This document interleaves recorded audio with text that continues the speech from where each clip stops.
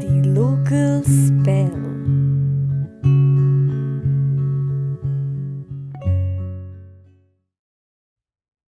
So this poem says, अब हम तुम जो संग नहीं, अब हम तुम जो संग नहीं, because that was happening throughout the session. So I thought that let me conclude on the very same emotion. So अब हम तुम जो संग नहीं तो चंद सवालों का उठना लाजमी है मेरी जाना. अब हम तुम जो संग नहीं तो चंद सवालों का उठना लाजमी है मेरी जाना. मत कहना कि मैं आया नहीं और तुमने राह देखी नहीं. अब हम तुम जो संग नहीं तो चंद सवालों का उठना लाजमी है मेरी जाना. मत कहना कि मैं आया नहीं और तुमने राह देखी नहीं. अनजान फिक्रे तुम पे और मुझ पे बरसेंगे. वो वादी जहां उड़ाई थी तितलियां तुमने, वो मंजर जहां भरे थे रंग मैंने. वो वादी जहां उड़ाई थी तितलियां तुमने, वो मंजर जहां भरे थे रंग मैंने. वो मंदिर जहां मांगी थी दुआएं तुमने, वो सिक्के जो दरिया में फेंके थे हमने. तैरते रहेंगे मेरे साथ तेरे साथ तो क्या, जो हम तुम संग नहीं. एक दूजे के साए में जी थी जो चांदनी हमने, एक दूजे के साए में जी थी जो चांदनी हमने. चर्चे तो अब भी सरेआम होंगे. मैं कहता न था मेरी जाना, मुझे मोहब्बत है तुमसे. बस एक रुसवाई से किनारा कर लेना कि मैं रहूंगा साथ तेरे, तेरी आंखों में तेरे ही आंसुओं से छुपकर. मैं रहूंगा साथ तेरे, तेरी आंखों में तेरे आंसुओं से छुपकर. कि बस मत सोचना अब मुझको, मुझे मेरा कूचा मिल गया. बस एक रुसवाई से किनारा कर लेना कि इस मोहब्बत में फासला ही तो कुर्बत है, कि इस मोहब्बत में फासला ही तो कुर्बत है मेरी जाना. मोहब्बत तो सिर्फ मोहब्बत है. So I guess towards the end of after some years शायद आप भी इसी तरह से अपनी पोइट्री को कंक्लूड करेंगे. एक सिंपल सा थॉट है, सिंपल सा एक इमोशन है, उसी को चीज किया गया है कि तू मेरे दर्द की दवा न बन, मेरी हसरत है. मैं तकल्लुफ में भी तुझे जीना चाहता हूं, मेरी हसरत है. मुंतजिर सा बैठा रहूं उम्र भर. I hope you know the meaning of मुंतजिर. इंतजार में मुंतजिर सा बैठा रहूं उम्र भर. मैं हर लम्हा तुझे जीना चाहता हूं, मेरी हसरत है. किसी रोज जब ऊँघने सी लगे दरख्तों पे छाँव, किसी रोज जब ऊँघने सी लगे दरख्तों पे छाँव. दिन कुछ और बूढ़ा हो जाए, चांद अभी अपने कूचे में बैठा हो और रात के पहनाई ने घूंघट ओढ़ा हो. नींद अभी सपनों का चरखा काटती हो. ऐसे ही किसी अजान की सूरत में तुम मेरी आयतें बन जाना, मेरी हसरत है. मुंतजिर सा बैठा. अब this is one very very small emotion जो लवर एंड बिलवड की लाइफ में बड़ा कॉमन सा रहता है. सो उसी को ही मैंने बेस बनाकर इस इमोशन को स्ट्रेच किया है कि वो जाते हुए तुम्हारा कहना कल मिलूंगी, और फिर गले से लिपट जाना.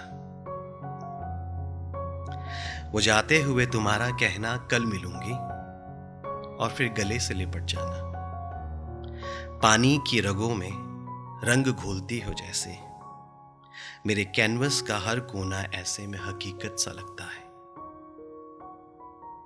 वो देर तलक तुम ऐसे ही सिमटी रहती, और फिर यूं मुंह फेर लेती, मानो जिद हो तुम्हारी मुझसे बात न करने की. पागल हो तुम आज भी जो मिलने तो आती हो, मगर मुंह फेर लेती हो मुझसे मेरी बाहों में सिमटने के लिए. सो कुछ इस तरह का मेरा तकिया कलाम है, और लगता सकता है. तो may be again it's a symbolic poem. शायद आप पकड़ पाओ तो गुड, नहीं पकड़ पाए तो फिर आई ट्राई टू एक्सप्लेन. कि कभी बिजली के तार पर बैठे परिंदों को देखा है. कभी बिजली के तार पर बैठे परिंदों को देखा है.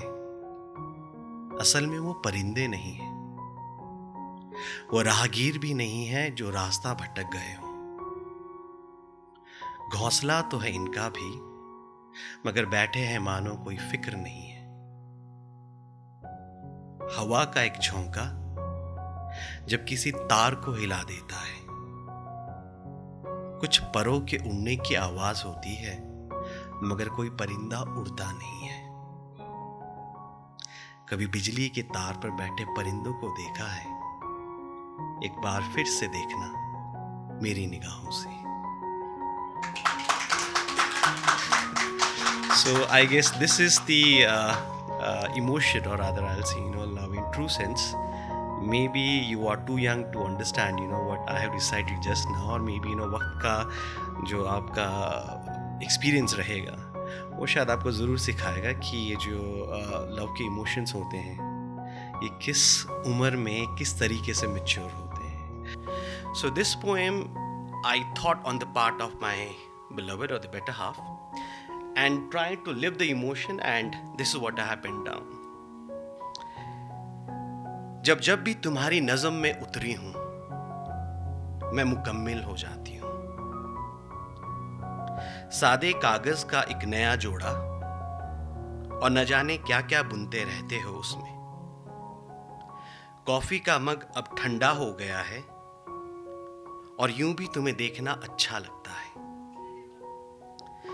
जैसे जैसे रात बूढ़ी हो चली है, एक तकिए पे तुम्हारा नाम, मेरा नाम सो रहा है. न जाने सुबह तलक ये रात सोएगी भी या नहीं. न जाने कब तलक यूं ही बैठे तुम मुझे पिरोते रहोगे अपनी नज़म में. तुम्हारी नज़म में जब जब उतरी हूं, मैं मुकम्मिल हो गई हूं. So I would like to conclude the session with one of my last poems, and this poem was recorded for Big FM long back. बहुत वायरल हुई थी अपने टाइम में, बिकॉज कुछ एक स्टूडेंट्स है शोली ने के मे भी उन्होंने सुनी हो नहीं सुनी हो, but I guess it's time to relive the very same emotion. So the poem goes, चुरा की वादी से जब मैंने बाहर देखा, करसोग अभी कुछ दूर था. दोस्त के घर जाने का बहाना मैंने बताया था घर पर. तुमसे मलका की दाल और गोभी की सब्जी की फरमाइश की थी. याद है जब फोन पर हम दूरियां नापते थे, तुम कहती कहाँ हो, और मैं कहता तुम्हारे पास. तुम कितना चिढ़ जाती थी, तुम्हारी सांसें घूरती थी मुझे, और मैं भी हांफता जब तुमसे गले लिपटता. दीवारों के कांधे पे झुकी छत कुछ फुसफुसाहट करती, शायद हमसे जल जाती होंगी. वो दो थाली सामने तुम रख तो देती, वो बर्तन, वो पानी, और वो तुम्हारे हाथ. एक सहरा की प्यास बुझानी हो जैसे, तुम मुझे अपने हाथों से खिलाती. मेरी दम तोड़ती भूख फिर भी तेरे हाथों को कहां मना कर पाती. मैंने माझी के पन्नों में आज फिर देखा, करसोग अभी कुछ दूर, मगर तुम बेहद बेहद बेहद पास थी. So I will love to leave you with this emotion after so much of pain and suffering. I guess this will heal your soul for some time. Thank you so much.